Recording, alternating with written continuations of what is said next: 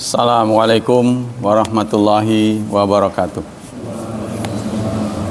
Innal hamdalillah nahmaduhu wa nasta'inuhu wa nastaghfiruh wa na'udzu billahi min syururi anfusina wa min sayyiati a'malina. May yahdihillahu fala mudhillalah wa may yudlil fala hadiyalah. Asyhadu an la ilaha illallah wa asyhadu anna Muhammadan abduhu wa rasuluh la nabiyya ba'dah. Allahumma salli wa sallim ala nabiyyina Muhammad sallallahu alaihi wasallam wa ala alihi wa sahbihi wa man sara ala nahji ila yaumiddin, amma ba'd. Ayo ikhwah, pelajaran kali ini adalah tentang sirah Rasulullah yang sudah sampai di Perang Badar. Sekarang kesimpulannya, al-ibaru wal-idhah, pengajaran tantawi ghazwatu Badril Kubra ala durus wa idzat. Banyak pengajaran yang bisa disimpulkan dari peristiwa Perang Badar. Kama tatadaman mukjizat bahirat, sebagaimana ada mukjizat yang banyak. Tata'alaku bita'yidillah wa nasrihi lil mu'minin, yang berkaitan dengan pertolongan Allah. Al-mutamassikina bimabadi'i imanihim al-mukhlisina fil qiyam bimas'uliyati dinihim, yang berpegang teguh dengan iman, mereka ikhlas dalam menegakkannya.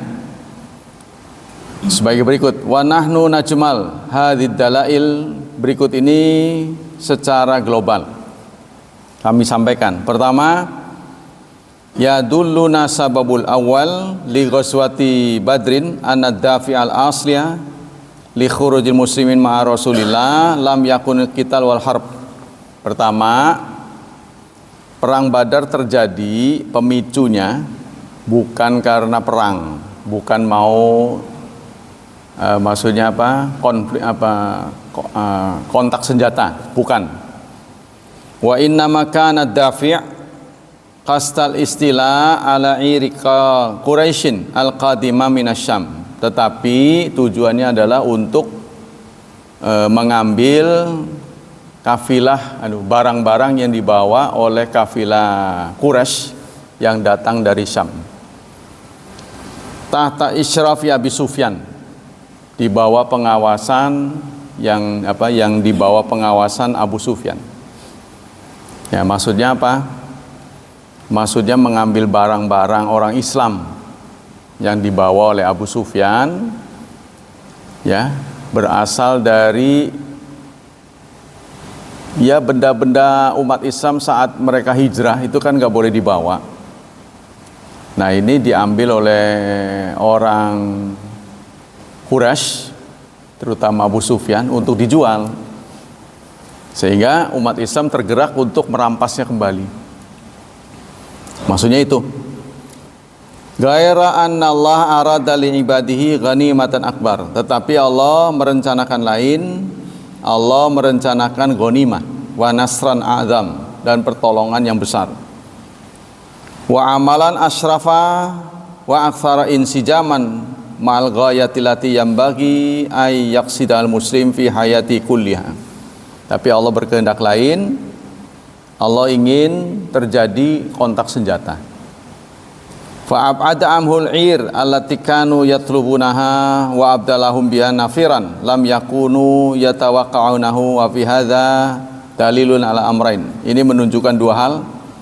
Pertama, anna amata mutamalikatil harbiyin tu'addu binisban muslimin amwalan ghaira muhtaramat, bahwa harta-harta yang dimiliki oleh harbi, ya, kafir harbi, bagi orang Islam itu harta yang tidak patut dihormati. Ya, karena kafir harbi itu hartanya boleh diambil. Jadi kalau sudah perang, Harta musuh itu boleh diambil, boleh dikuasai. Falahum ay yastawalau 'alaiha wa ya'khudhu mamtaddat ilai aidihim minha. Ya, jadi dalam suasana perang, harta milik musuh itu adalah halal. Maka boleh mengambil ya apa yang bisa dilakukan oleh mereka. Wa ma waqa'a tahta yadihi min dzalika u'tubira milkan lahum. Apa yang bisa dirampas itu dianggap milik. Wa huwa hukmun muttafaqun alaih inda amatil fuqaha. Hukum seperti ini hukum yang disepakati oleh ahli fikih. Jadi kalau terjadi perang, harta apapun yang dimiliki oleh musuh itu boleh diambil. Itu sudah hukum perang itu. Boleh dirampas. Ala anna lil muhajirin alladzina ukhriju min diyarihim wa abnaihim fi makkah udhran akhar fil qasti fi akhdhi iri quraisyin wal istila 'alaiha. Tetapi bagi muhajir ya ada alasan lain untuk mengambil barang-barang yang dibawa oleh kaum musyrik ya. Ada alasan lain. Alasannya adalah karena harta itu milik mereka. Ya, saat mereka mau hijrah itu kan dilucuti ya. Dan jumlahnya nggak sedikit. Nah, itu mau dijual oleh orang Quraisy. Ini kan membuat umat Islam marah, gitu kan? Enak aja dijual gitu kan? Maka mereka berusaha muhawalatut ta'wid. Ay syai'un minat ta'wid, artinya harus ada penggantian karena mereka sendiri hidup di Madinah itu nggak punya harta, yaitu tadi ya, semuanya diambil gitu kan. Jadi mereka sendiri hidup dalam keadaan miskin, nggak punya modal. An mutamallikatihim allati baqiyat fi Makkah wastawla 'alaihal musyrikun, yaitu harta mereka yang tersisa di Mekah dan dikuasai oleh orang musyrik min waraihim sesudah itu. Nah, itulah tujuan lain dari merampas harta itu, karena harta itu bukan saja milik orang musyrik ya, tetapi milik mereka. Jadi milik mereka yang diambil oleh orang musyrik, maka dirampas lagi. Tujuannya itu. Yang kedua, anna ala raghmi min masyru'ati hadzal qasd fa inna Allah ta'ala arada li ibadil mu'minin qasdan arfa' min wa al yaqu bi wazifatihim. Ada tujuan lain yang Allah kehendaki bagi kaum mukminin, bukan sekedar mengambil harta miliknya, tapi dilakukan dengan perang. Jadi kalau perang itu lebih gagah gitu, lebih gentle. Jadi bukan sekedar merampok. Kan? Kalau merampok itu kan kesannya penjahat. Tapi kalau perang, menang perang itu sah. Ya, untuk dibawa menjadi inventaris. Ala wahiyya da'wah ila dinillah, yaitu dakwah ke jalan Allah, wal jihadu fisabilillah, dan jihad di jalannya.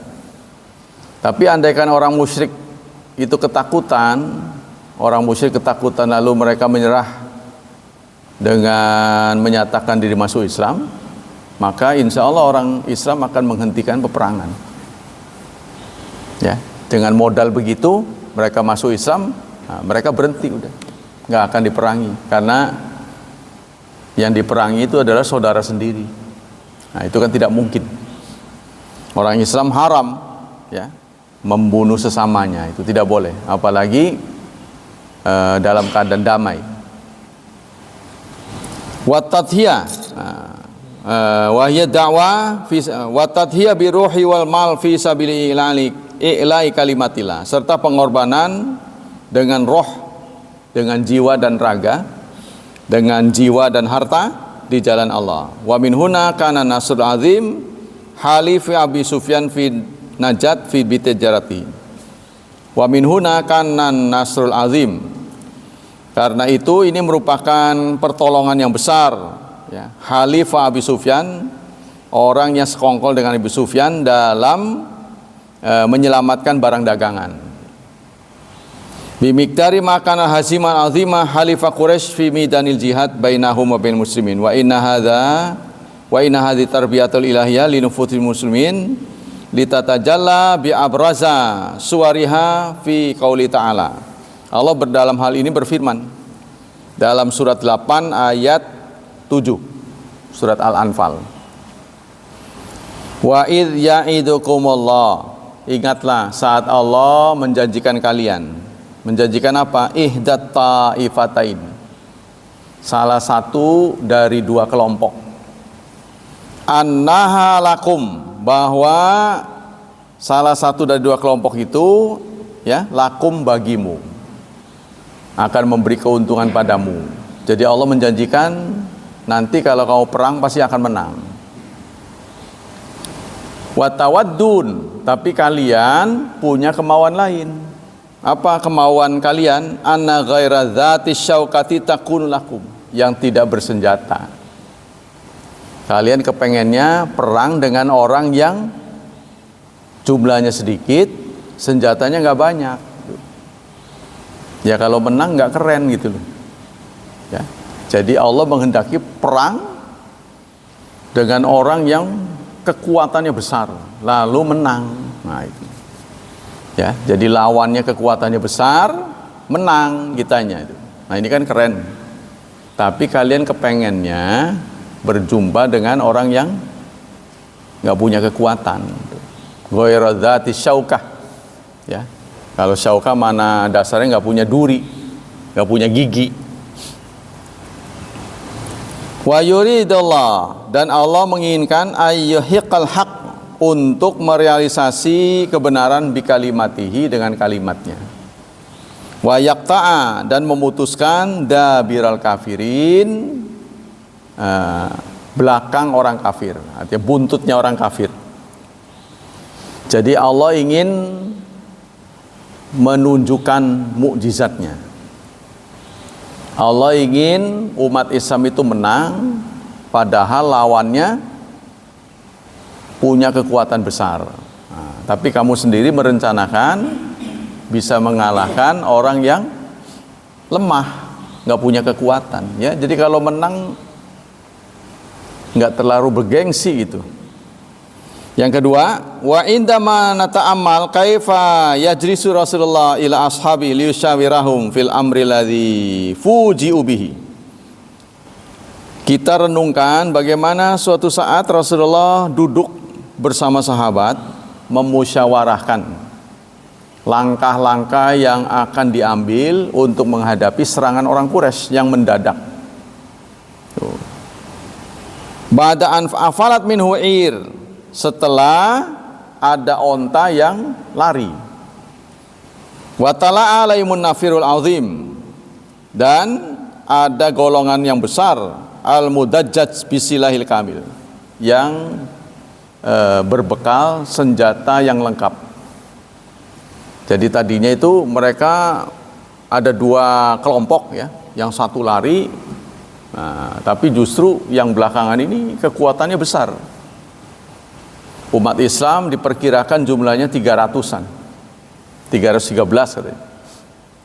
Sementara umat orang musyrik waktu itu diperkirakan 3 kali lipat, 900 sampai 1000. Nakifu ala dilalataini syar'iyatani likulli minha ahmiyatun balighat. Nah, maka kita akan mendapat kesimpulan pertama, iltizamuhu sallallahu alaihi wasallam bimabda'i tasyawur ma'as hasbi. Rasulullah sangat teguh dalam memegang prinsip musyawarah. Padahal Rasulullah ini adalah juru bahasa Allah, yang kapan saja Allah berkehendak nggak boleh dilawan. Ya, artinya punya superioritas, punya legasi, punya kewenangan untuk menjatuhkan perintah tanpa musyawarah. Tapi meskipun begitu, Rasulullah mengajak sahabatnya untuk bermusyawarah. Wa idza sta'radna hayatahu wajadnahu annahu kana yaltasim hadzal mabda fi kulli amrin la nasafi min kalamillah. Dan kalau kita perhatikan, kalau kita teliti ya, maka kita akan temukan Rasulullah sangat sering ya bermusyawarah dengan sahabat, terutama ketika menghadapi urusan yang tidak ada nas. Artinya tidak ada wahyu yang turun. Ya, jadi menghadapi sesuatu yang tidak ada tuntunan dari Allah, biasanya Rasulullah banyak mengajak musyawarah. Mimalahu alaqatut bitadbir wasiyasah asyariyah, yaitu yang berkaitan dengan pengelolaan dan siasat syariah. Ya.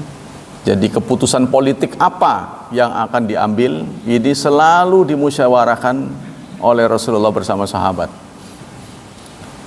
Wa min ajli hadza ajma'al muslimun ala anna syura fi kulli ma lam yathbut fihi nasun mulzamun min kitab aw sunnah asasun tashri'iyyun daimun. Karena inilah kaum muslimin sepakat syura dibutuhkan. Ya, syura menjadi keharusan pada masalah-masalah yang tidak ada nasnya, tidak ada aturan bakunya. Jadi dihadapkan pada masalah baru, apa yang harus diselesaikan. Nah, ini Rasulullah selalu mengajak para sahabat untuk bermusyawarah. Amma ma thabata fi nassun minal kitab aw haditsun minas sunnah abrama bi rasul hukmahu. Tetapi kalau ada nasnya, ya, atau hadis, maka Rasulullah selalu memutuskan tanpa mengajak musyawarah. Fala sya'na li syura, maka tidak perlu ada syura, wala yambaghi ayyaqda alaihi bi ayyi sultan, dan tidak boleh diintervensi oleh kekuatan apapun kalau sudah ada kitabullah dan sunnatur rasul. Tapi persoalan yang dihadapi Rasulullah dan sahabatnya kan banyak sekali, tidak cukup dengan 30 juz. Maka itulah apa-apa yang tidak ada kitabullah dan sunnatur rasul itu diputuskan berdasarkan musyawarah. Yang kedua, khudu'u halatil ghazwi wal muahadat wa sulh baina muslimin wa ghairihim lima yusam bisiyata syariah. Tunduknya keadaan perang dan perjanjian. Jadi Rasulullah sangat patuh pada perjanjian. Ya, kalau dalam peperangan itu ada perjanjian yang dibuat, ada komitmen, maka perjanjian dan komitmen itu sangat dipegang teguh oleh Rasulullah. Aw ma yusammihi ba'dhum bi hukmil imamah. Nah, itu sebutnya hukum imamah. Wa bayinu dzalika anna masyru'atu fardil jihad min haitsul asl hukmun tablighiyun la yakhda li ayyi naskhin aw tabdilin. Karena itu masyru'iyat disyariatkannya jihad itu berlaku sepanjang masa. Tapi jihad itu sendiri bukan tujuan, hanya metode dakwah. Nah, ya, jadi kalau metode dakwah itu dilawan dengan kekuatan politik, maka harus dijawab pula dengan kekuatan politik. Kalau dengan medsos berarti dijawab juga dengan yang sama. Nah, kita harus melawannya begitu. Kama anna masyurati sulh wal muahad sabitun la yajuzu ibtaluhu. Sebagaimana ya, perdamaian dan perjanjian itu tidak boleh dibatalkan walaupun pahit. Seperti ada nanti perjanjian Hudaybiyah, orang Islam yang datang ke Madinah, orang Islam yang datang ke Mekah harus kembalikan. Gimana ya? Orang Mekah yang datang ke Madinah harus dipulangkan. Tapi sebaliknya orang Islam yang datang ke Mekah tidak boleh pulang. Kan umat Islam, Rasulullah dan umat Islam ada di Madinah. Orang kafir di Mekah. Orang musyrik nih dari Mekah yang datang ke Madinah harus dilepaskan. Ya, jadi diekstradisi. Tapi sebaliknya, orang Islam yang kagol sudah di Mekah nggak boleh keluar dari Mekah. Nah, ini kan sepintas ya terlihat tidak adil. Tapi Rasulullah nerima, ya, keputusan itu nerima, yang pada akhirnya merugikan orang musyrik. Nah, tapi pada saat itu Umar bin Khattab marah karena terlihat ini kayaknya berpihak pada orang musyrik, menang orang musyrik. kita yang kalah. Nah, gitu ya. Wa halatu adaim wal mizan al muhkam fi dzalika innama basiratul imam. Semuanya itu adalah basirah. Ya, keputusan politik itu di tangan pemimpin tertinggi. Di tangan kepemimpinan tertinggi. Kalau Rasulullah undang-undangnya Quran dan sabdanya, ya. Kalau sudah diucapkan oleh Rasulullah tidak akan ditarik lagi. Ya, seperti Hatib bin Balta'ah, peserta perang Badar. Semua peserta perang Badar dijanjikan dosanya diampuni, baik yang sudah dan yang akan datang. Salah satu peserta perang Badar di kemudian hari, Hatib bin Balta'ah, melakukan kesalahan besar, yaitu membuka rahasia futuh, ya, kepada orang musyrik, sehingga beliau disidang. Umar tampil untuk pertama kali untuk mendapat izin menebas batang lehernya, mengeksekusi.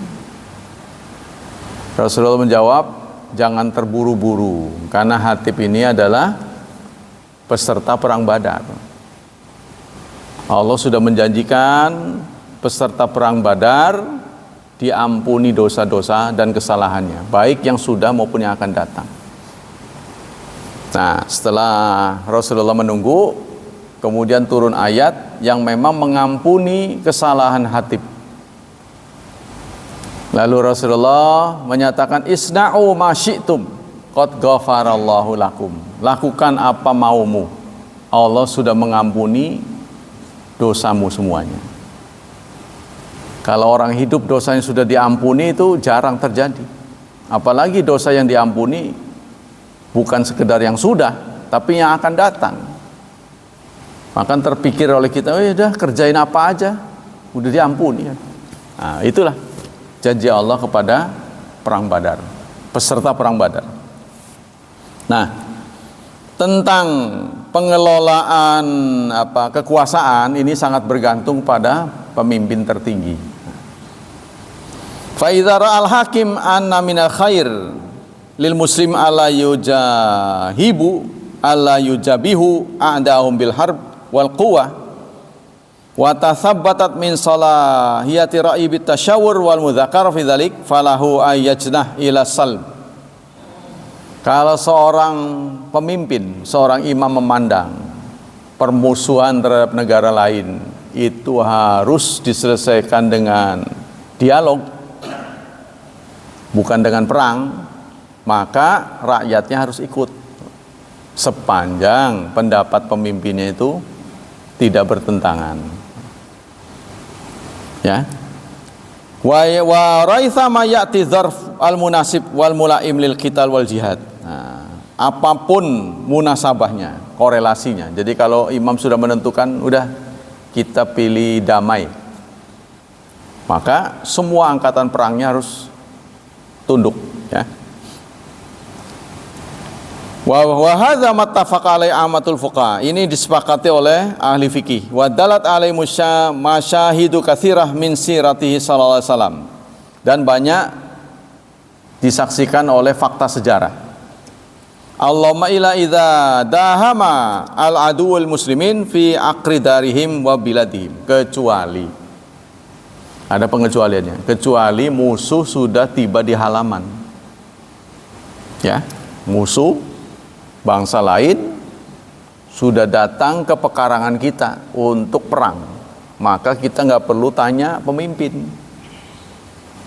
Kita harus sekuat mungkin mempertahankan rumah kita, jangan sampai dikuasai. Ya, contohnya mereka menerjunkan pasukan, ya, di tengah kota pakai terjun payung itu. Oh, mereka terus mendeteksi rumah penduduk untuk dikuasai. Kita harus bertahan, nggak usah nunggu perintah. Kalau begitu mah, itu namanya jihad fardu ain. Kalau sudah ada di depan kita. Anna hadza syura masyru'ah walakin laysat bimulzamah. Syura itu juga sebagai bagian. Ya, bukan tujuan. Syura itu tujuannya supaya terhindar dari kesalahan. Karena ini berasal dari pemikiran banyak orang. Kalau pikiran sendiri itu tingkat salahnya lebih besar. Walakin laisa alai ayakhudha bi ara'il aktsariyah mathalan law khalafuhu fi ra'yi. Tapi seorang imam tidak harus mengikuti pendapat terbanyak. Ya, kemarin sudah dijelaskan bahwa kebenaran itu tidak selalu berpihak pada yang banyak. Banyak tapi tidak kompeten, nah, tidak boleh diladeni. Ya, yang punya kapabilitas. Au yaqul Qurtubi, Imam Qurtubi mengatakan al-mustasyir yanzulu fi ikhtilafi ara. Orang-orang yang ahli musyawarah harus betul-betul teliti dalam menangani perbedaan pendapat. Ya. Wa yanzuru aqraba ilal kitab wa sunnah in amkana. Maka pendapat yang diambil adalah yang paling dekat dengan kitabullah dan sunnatur rasul. Nah, karena pemahaman kitabullah dan sunnatur rasul pada setiap orang berbeda-beda, ya, maka itu dikumpulkan. Yang paling dekat dengan dalil, nah, itu yang diambil. Fa idza arsyadahu Allah taala ila ma syaa minha azam alai. Jadi kalau sudah ada tuntunan yang berasal dari firman Allah, maka harus dieksekusi. Wa anfadhahu mutawakkilan alai. Ya, harus segera dilaksanakan. Bismillah, dengan tawakal kepada Allah. Nah, begitu mestinya. Yang ketiga, wala syakka anal bahith la yatasa'al. Seorang peneliti akan mengatakan, limadza lam yaqa jawabu Abi Bakr wa Umar wal Miqdad mauqian kafian min nafsi Rasul wa dhalla yanzuru fi wujuhil qaum. Tapi mengapa dalam majlis yang juga dihadiri oleh Abu Bakar, Umar dan Miqdad itu tidak ada suara? Jadi pada waktu musyawarah itu ada Abu Bakar, ada Umar, ada Miqdad. Tapi mengapa suara mereka tidak didengar? Atau mereka tidak memberikan suara? Ini kan orang-orang senior. Tapi malah Rasulullah melihat wajah dari kaum, wajah kebanyakan orang. Kan tadi sudah dijelaskan, dalam menentukan keputusan jangan mencari banyak. Ya. Tapi mengapa suatu saat Rasulullah tidak mendengarkan pilihan dari pendapat Abu Bakar, Umar, Miqdad, tapi malah melihat pendapat lain, pendapat kaum yang pada waktu itu hadir? Mengapa? Itu kan berarti itu ngarah yang banyak. Ya. Hatta idza takallama Sa'ad Mu'adz itma'anna wa tawat nafsuhu inda dzalik. Sampai-sampai kemudian Sa'ad bin Mu'adz berkata mewakili kaum. Barulah majlis itu menjadi tenang. Jadi saat itu sudah ada Umar, sudah ada Abu Bakar, mereka juga sudah sudah sepakat untuk mengawal Rasulullah perang menghadapi orang Quraisy.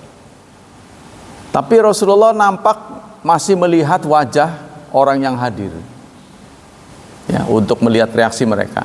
Nah, salah satu yang hadir di situ Sa'ad bin Mu'adz mewakili semuanya. Engkau akan perang, kami sudah berjanji akan berdiri di belakangmu. Peranglah, insya Allah kami ikut. Nah, barulah Rasulullah tenang. Baru beliau merasa nyaman. Ya, setelah ada sambutan dari Mu'adz, Sa'ad bin Mu'adz. Jawabannya adalah anna nabiyya inama kana yuridu ayyarifa ra'yal ansar anfusah ra'yat anfar ansur fi dzalikal amr. Rasulullah ingin melihat reaksi orang Ansor karena perang ini kan pengikutnya banyak. Masalahnya perang itu juga membutuhkan banyak tenaga. Kalau cuma sedikit, ya pinter-pinter sih, cuma sedikit. Nah ini kan semakin mengurangi kekuatan. Wong semuanya ngikut saja, jumlahnya cuma 1/3. Orang musyrik kurang lebih 900 sekian, mendekati 1000. Orang Islam cuma 313. Kan ini sudah tidak sebanding, apalagi dari 313 itu ada yang nggak mau ikut. Nah, ini kan tambah parah kan. Wa idzan falaisa min haqqi ay yajbirahum al qital ma wa difa'anhu illa fi dakhil Madinah kama tanussu ala dzalikal muahad. Jadi bukan hak Rasulullah untuk memaksa mereka. Sebab keuntungan yang akan diraih itu juga dinikmati oleh mereka, karena dosanya akan diampuni. Siapa yang mau ikut? Kenapa Rasulullah perlu bertanya gitu? Ya karena ini pilihan, artinya akan bagi anugerah, dosanya akan diampuni, yang sudah dan yang akan datang. Siapa yang mau ikut? Rasulullah nggak mengatakan, ayo semua ikut, nggak begitu. Pilih-pilih, yang mau itulah yang mendapat anugerah.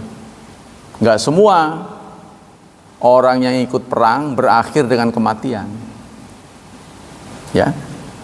Kalau perang usai kemudian beberapa masih hidup, maka tetap ya kepadanya diberikan hak pengampunan dosa. Nah, itu yang luar biasa. Wala ta'amul fi ma ajaba ba'du ajaba bi Sa'ad bin Mu'adz na'lam anal mubaya'a allati irtabata bil ansar ma Rasulillah fi Makkah qabla hijrah lam yakun illa mubayata ma'allahi ta'ala. Setelah kita perhatikan reaksi dari Sa'ad bin Mu'adz, mengertilah kita bahwa mubaya'ah, pembaiatan yang terjadi antara Rasulullah dan orang-orang Ansar itu terjadi karena Allah, bukan karena Rasul. Ya, jadi mereka tergerak itu, kami sudah berjanji pada Allah akan tetap mendukungmu.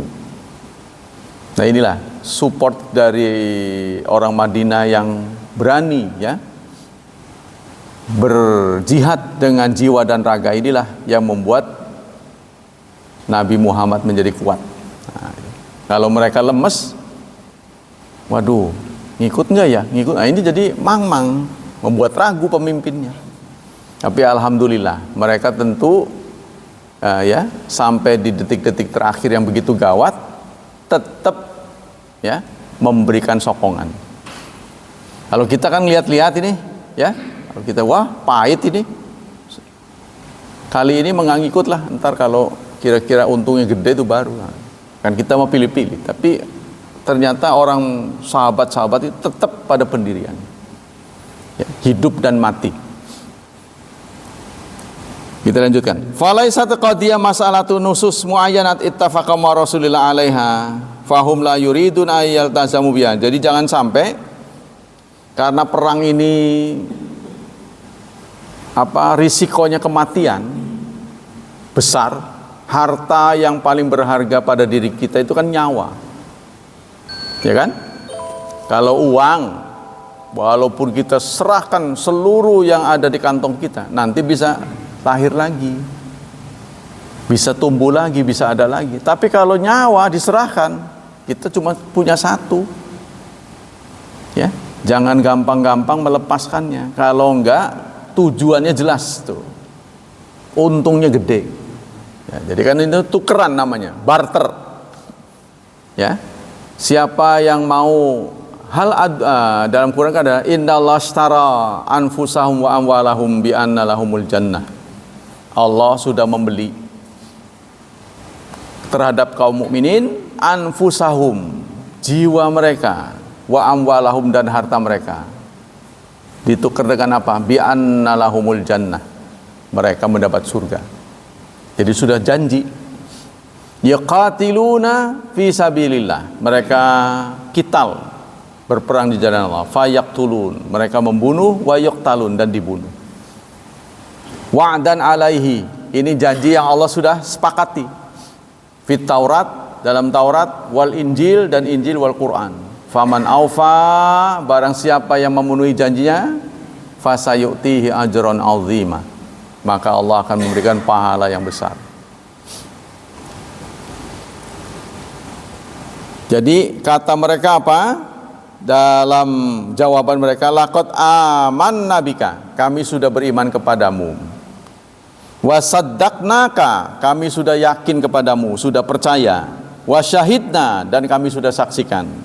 Anna majita bihi wal haq, apa yang Anda datangkan adalah benar. Famdi lima aratta fanahnu ma'ak, jalankan apa yang mesti dijalankan, kami setia di belakang Anda. Nah, ini jawaban dari orang Ansor, ya. Kalau kita mah terbirit-birit. Kalau ada keuntungan baru tuh. Kalau ada kerugian, males. Jadi ya, artinya kita berjuang untuk Islam dalam keadaan normal saja, sedikit hujan udah nggak berangkat, ya. Padahal hujan itu sudah dialami berpuluh-puluh tahun, ya gitu-gitu aja. Paling tinggi resikonya basah gitu, nggak sampai mati. Ya, tapi tetap aja kita kalau ada sesuatu yang merugikan sedikit saja, kita sudah mengundurkan diri. Nah, ini jadi itu, ya, semangat kita itu kurang sekali. Itu yang ketiga. Jadi fanahnu ma'aka, apapun yang terjadi jalankan. Insya Allah kami setia di belakang Anda. Nah. Yang keempat, yajuzu lil imam ayyasta'ina fil jihad wa ghairahu bil uyun wal muraqibiyin. Seorang imam, ya, dalam menjalankan jihad boleh memasang mata-mata, ya, boleh apa istilahnya mengangkat mata-mata. Di setiap negara itu ada mata-mata. Nah, biasanya mata-mata atau jasus, ada spionase, ya, yang diangkat oleh negara ini menghalalkan segala cara. Ya, termasuk untuk mendapatkan info, ya, dengan apa yang dia miliki. Udah nggak perlu, nggak dipikirkan lagi halal haram. Bahkan sekalipun kalau yang menjadi musuh itu orang tuanya, kalau perlu dibunuh. Kejamnya mata-mata itu, ya. Apalagi yang paling kejam itu siapa? Dari Israel. Makanya sampai sekarang kita karena lebih mengedepankan akhlak kalah terus. Kita kan nggak boleh curiga. Kalau dia curiga dikedepankan dulu. Kalau ada gerak-gerik yang aneh, curiga dulu. Wajib curiga. Wajib tangkap dulu. Soal nanti setelah ditangkap mau gimana urusan lain. Mereka begitu. Kalau kita tidak boleh buruk sangka. Kan gitu ya, kalah lah. Dia curiga, kita nggak curiga, ya.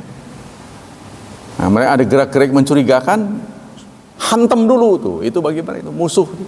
Maka cenderung kita kalah.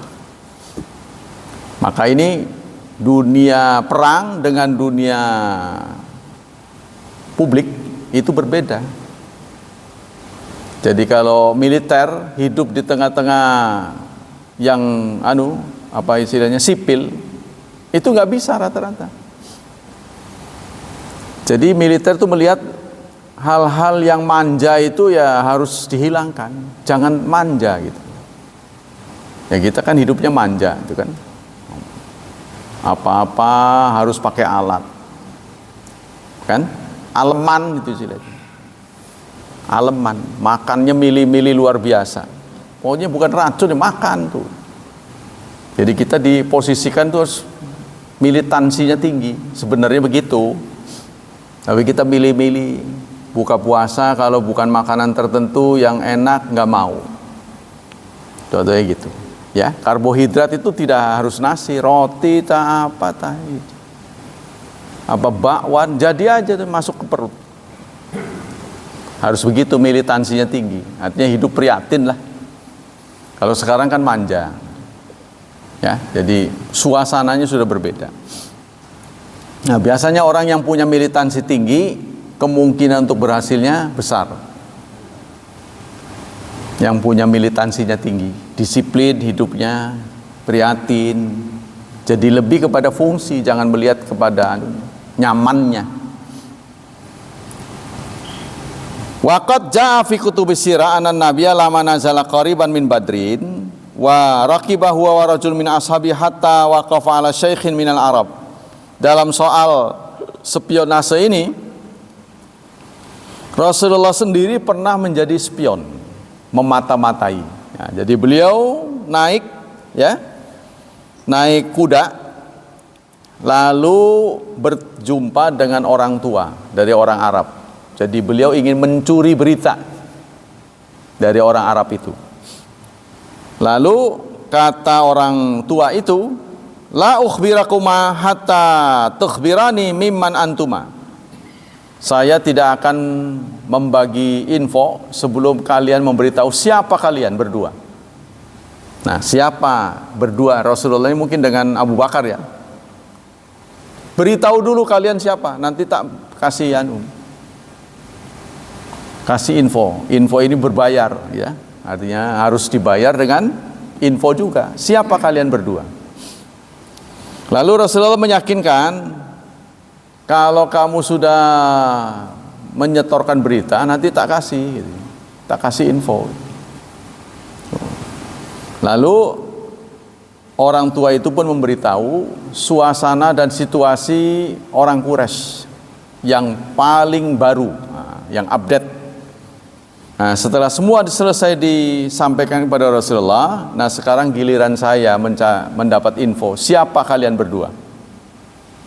Kata Rasulullah, nahnu min ma'in, kami ini dari air. Kan ditanya dari mana? Kalian dari mana berdua ini? Kami dari air. Hah? Dari air? Nah, saat dia berpikir-pikir, kok dari air sih? Gimana maksudnya? Rasulullah udah kabur. Ya, saat dia masih berpikir-pikir dari air itu. Nah, Rasulullah sudah kabur. Kalau air kan bahasa kita ini Ci. Ya, Cilegon, Cibeber, Cianjur, itu kan Ci itu air. Kalau di Lampung apa itu namanya?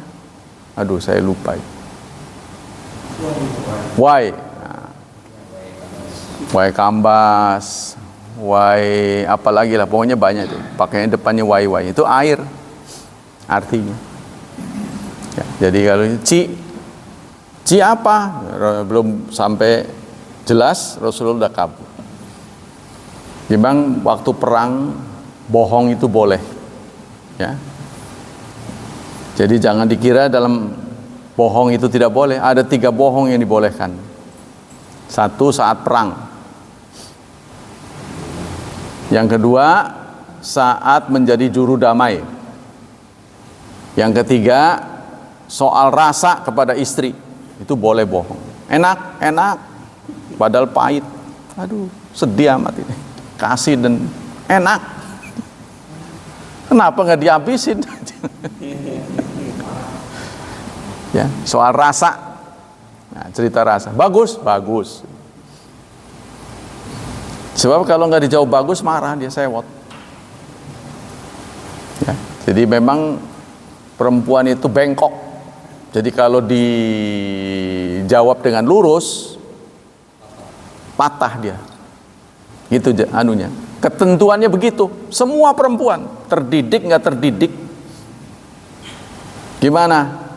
Saya jelek kamu itu. Wah, udah perang itu. Enggak, cantik. Tetap cantik. Nah, itu jawabnya harus bengkok. Maksudnya apa itu? Maksudnya harus dibelokin lah gitu. Ya, nggak boleh tokmol kata orang sini. Nah, kalau begitu tuh perang. Itu bohong yang dibolehkan. Nah, yang kedua menjadi juru damai. Apa kata dia? Oh, dia baik-baik ngomong tentang kamu. Ngomong ke sana begini, akhirnya kedua belah pihak yang bermusuhan menjadi damai karena dia. Tapi sedikit bohong tadi. Nah, bohong di sini dibolehkan. Jangan malah diprovokasi. Wah, kata dia begini. Hah? Wah, tambah panas. Nggak boleh ya. Jadi kalau perempuan itu ke istri, soal rasa itu nggak bisa dijelaskan. Rasa itu kan nggak bisa didefinisikan, Pak.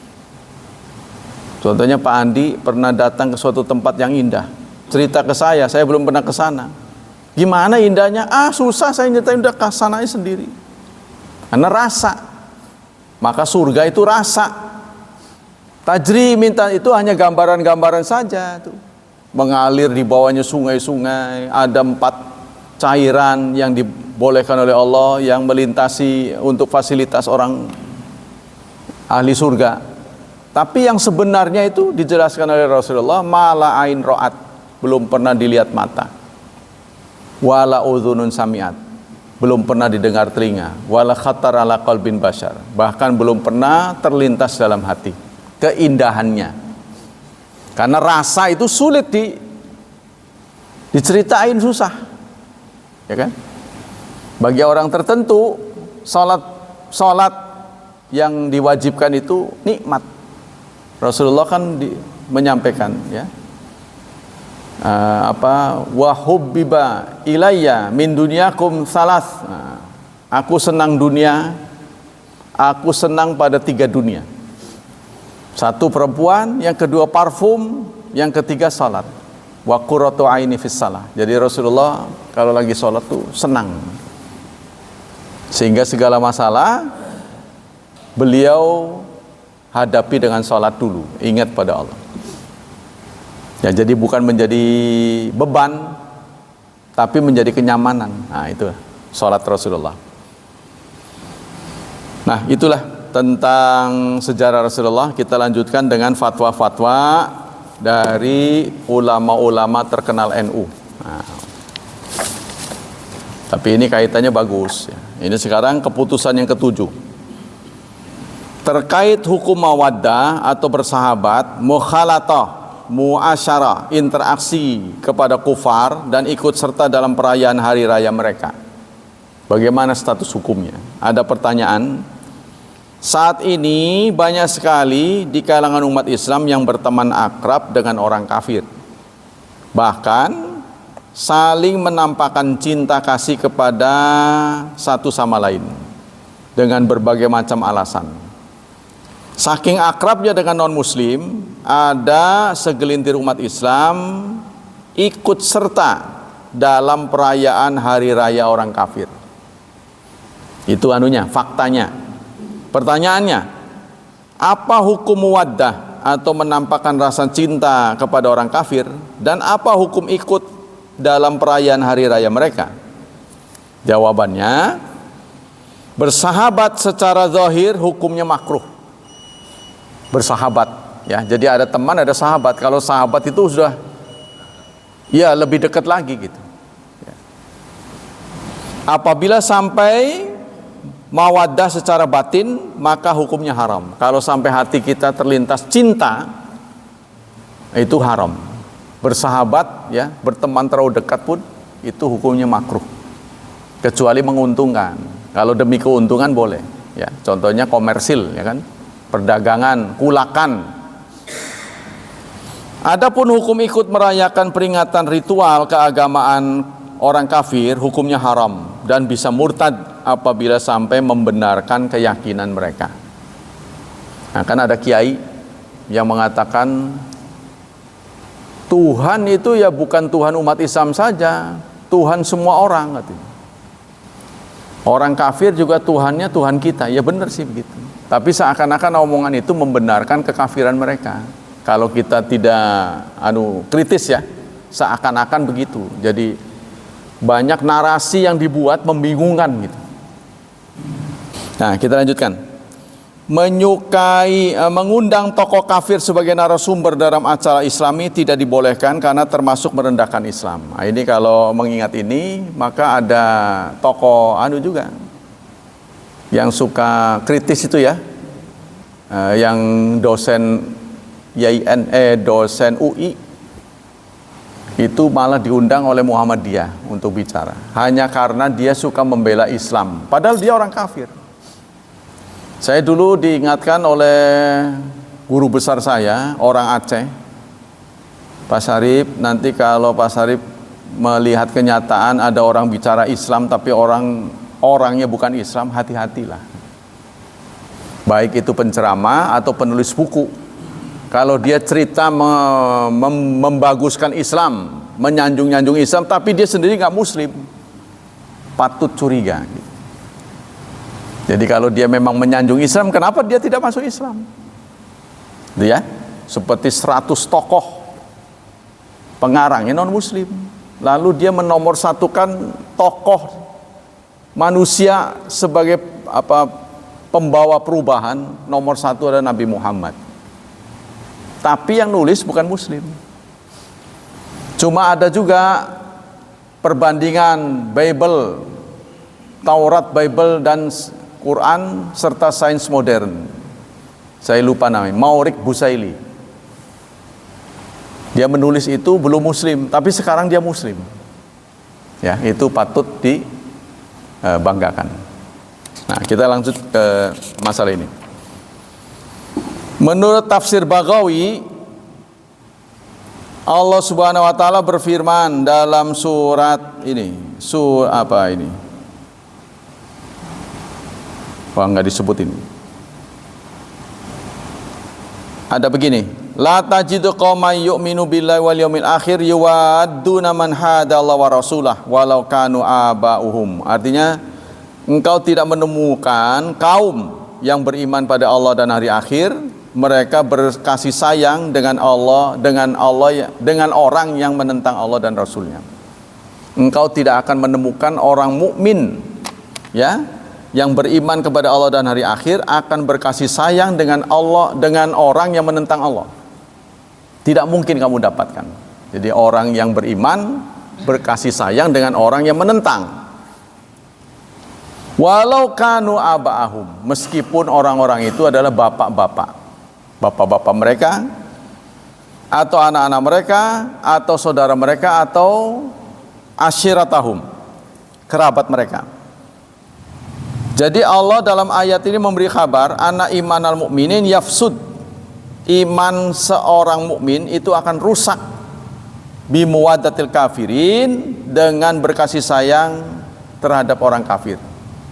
Jadi tetap walaupun kita berkasih sayang dalam urusan pekerjaan, itu harus dalam batas tertentu, ya, nggak boleh seluruhnya.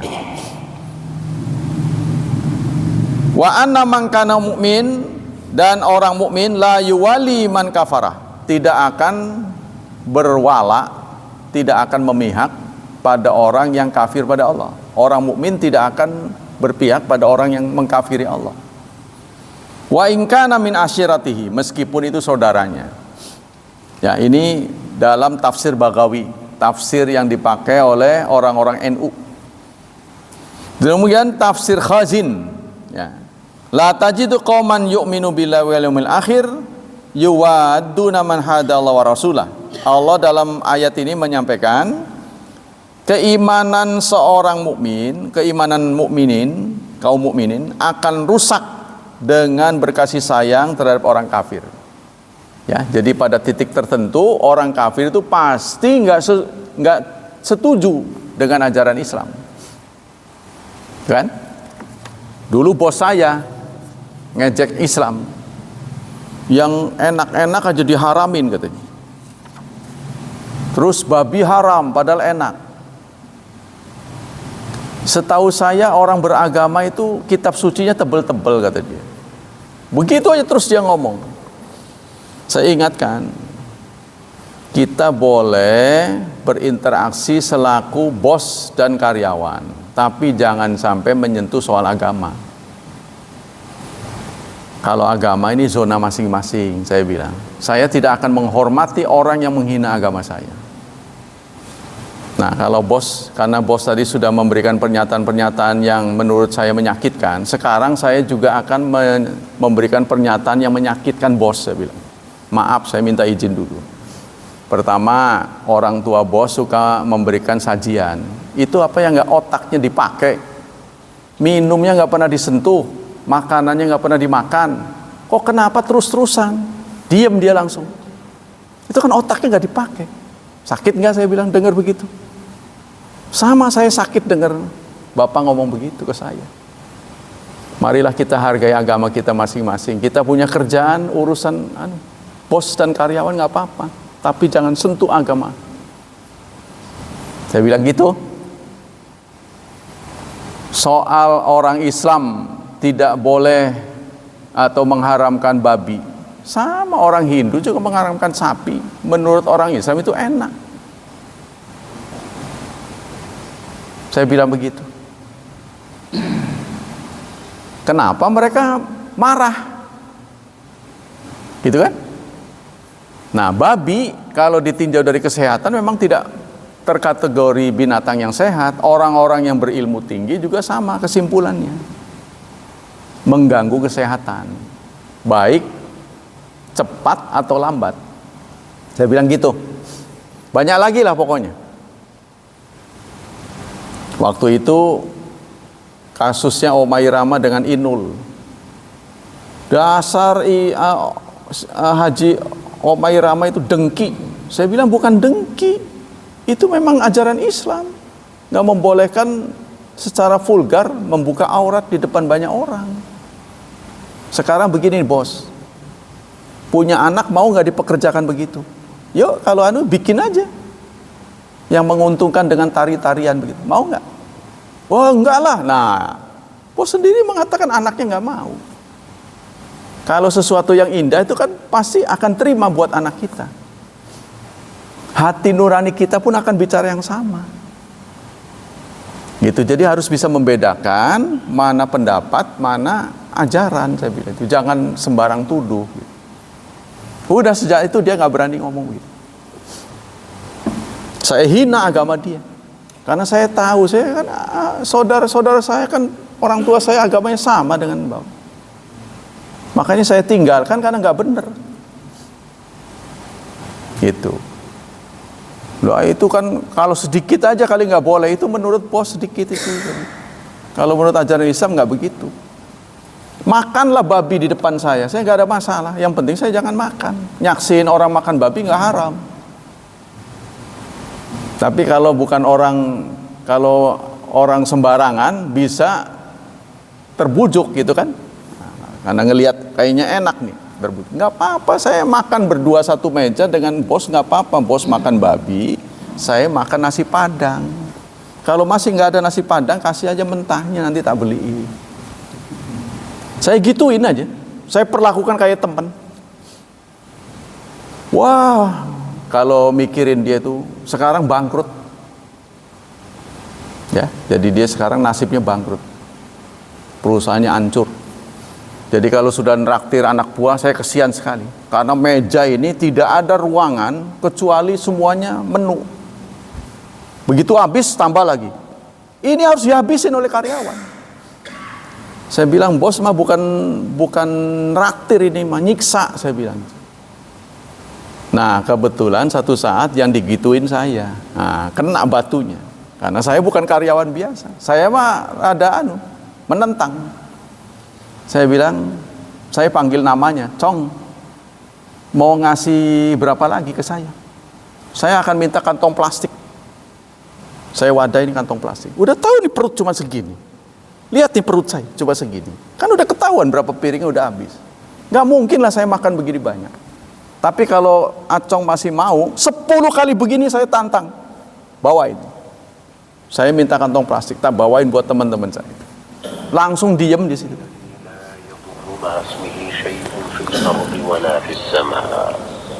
Kita terlahir sama sebagai manusia. Hormatilah. Jadi kalau kita menolong orang, kasih yang buat dia nyaman, bukan nyaman buat kita. Itu namanya ngeledek, saya bilang gitu. Jadi orang sampai muntah, Pak. Muntah uger. Jadi akhirnya dia kapok. Gak mau lagi. Itu tujuannya begitu. Nah ini saya bilang hanya dilakukan oleh orang yang tidak waras. Saya mau sudah menghadapi pecat, tapi nyatanya nggak dipecat-pecat apa dia. Nah itulah saudara. Jadi kita tetap harus punya batas tertentu bergaul dengan orang yang tidak beriman. Pada titik tertentu pasti dia akan mengejek agama kita. Ya kalau saudara tipe orang yang bisa menyampaikan dalil sih nggak apa-apa, tidak terbawa arus. Tapi banyak orang yang terbawa arus, ya karena dihadapkan pada pemecatan. Sementara dia masih butuh kerjaan. Ini pengalaman saya ya. Kalau Imlek, orang tua saya kan pada ngumpul tuh. Ya saya datang, tapi saya nggak ikut ritualnya. Ada sebagian mantu saya memberi peringatan, kok kenapa ikut-ikutan? Ya kita kenapa kumpulnya harus Imlek? Ya kalau bukan di Imlek nggak bisa ngumpul karena mereka kan libur.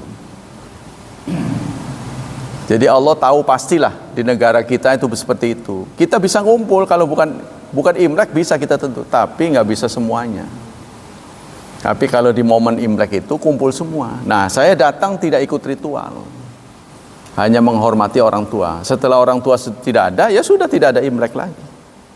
Dan itu terjadi sekarang. Contohnya begitu, saya tetap membatasi diri. Ya, berapa banyak saudara-saudara saya saat saya ya umurnya masih remaja lah, ngejeknya bukan main. Tapi setelah mereka diberi umur lanjut, saya juga udah begini, ketemu lagi, mereka minta maaf. Rata-rata minta maaf. Karena mereka jangan-jangan ini nuduh nih, ada yang sakit ini, sakit itu minta maaf. Saya dulu pernah ngejek kamu. Dia terang-terangan. Saya salah gitu. Ngaku di depan saya langsung. Nah itu antara lain, kita bisa memberi contoh, tidak tergantung pada mereka, tidak ngemis di depan mereka, tidak menghinakan diri. Jadi kalau mereka pasang jurus, kita lawan. Jadi kita bergengsi, jangan ngemis-ngemis. Yang membuat kita sulit untuk mengatasi mereka adalah kita tergantung pada mereka. Ngemis itu, ada mereka minta-minta, ya kesannya itu. Ya pokoknya kita di bawah mereka, menunjukkan itu. Itu yang membuat peluang mereka untuk mengejek kita.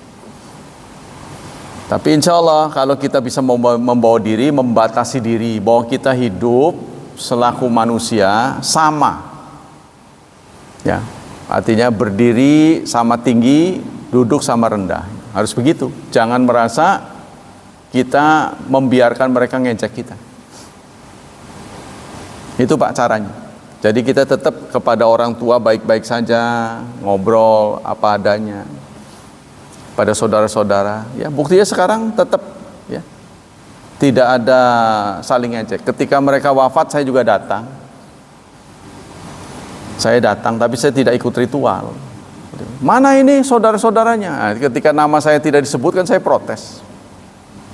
Ada pendeta sana kan disebut tuh kalau mau tutup peti anaknya ini nama saya nggak disebut. Saya bilang bapak sok tahu saya ini anaknya, saya bilang gitu. Saya darah dagingnya, nggak bisa seorang anak dihapus karena beda agama. Minta maaf dia. Sampai minta maaf dalam ceramahnya benar. Jadi saudara darah daging itu tidak bisa dihapus karena perbedaan agama. Jadi jangan sekali-kali meniadakan keturunan hanya karena beda agama. Kenapa Bapak tidak mencoret nama anak lain yang beda agama tapi bukan Islam? Maksudnya begini, kalau orang Chinese punya keturunan masuk Kristen, tetap dicatat gitu loh. Tapi kalau sudah Muslim aja herannya itu dicoret. Apa-apaan begitu? Kan sama-sama beda agama tuh. Kalau mau adil. Yang adil dong, saya bilang gitu, jangan begitu. Salah saya itu apa gitu. Jadi kita harus ngomong. Kalau nggak ngomong ya semakin Makanya ada seorang polisi perwira menengah. Dia agak keras ngomong. Saya kedengeran sama telinga saya. Ustadz dilawan gitu. Wah, saya bilang lagi suasana begitu. Jadi ada kombes siapa gitu. Sampai komentar, Ustadz dilawan. Itu saya sampaikan. Jadi nggak masalah itu kemudian kita biasa-biasa aja. Saya masuk ke kelenteng suka nanya. Yang penting kita nggak ikut ritual. Kita harus punya keberanian. Bukan kita punya akidah diinjak-injak begitu. Saya pengen tahu. Di sana ada cerita. Ada cerita-cerita tentang Muslim. Kenapa ini kok bisa Muslim ini kok dipatungin, saya bilang gitu. Kenapa ini kan Muslim ini. Laksamana Cheng Ho di Semarang. Itu jadikan patung-patungnya lebih tinggi dari masjid ini. Gila-gilaan. Padahal dia Muslim. Kenapa ini? Saudara saya. Oh kenapa dibuat begini? Dia cerita. Jadi kami juga mengagungkan perjuangan dia. Nah, cara dia lah mengagungkan orang itu membuat patung. Kalau menurut saya ini nggak boleh. Ya kita beda agama jangan saling mengganggu katanya. Itu Pak. Jadi memang nggak semua orang bisa lah. Tapi ya mudah-mudahan kita harus punya pengetahuan yang cukup ya untuk bisa berdiri sama tinggi, duduk sama rendah. Wallahu a'lam bishawab. Semoga Allah memberikan pahala yang berlipat ganda buat kita. Semoga Allah melindungi dan menyelamatkan kita dari wabah dan fitnah, dari syubhat dan syahwat, dan semoga Allah menganugerahi masa depan yang cerah buat putra-putri kita, selalu memberkahi mereka dan memaafkan kesalahan mereka. Subhanakallah wa bihamdik asyhadu an la ilaha illa anta astaghfiruka wa atubu ilaik. Wassalamualaikum warahmatullahi wabarakatuh.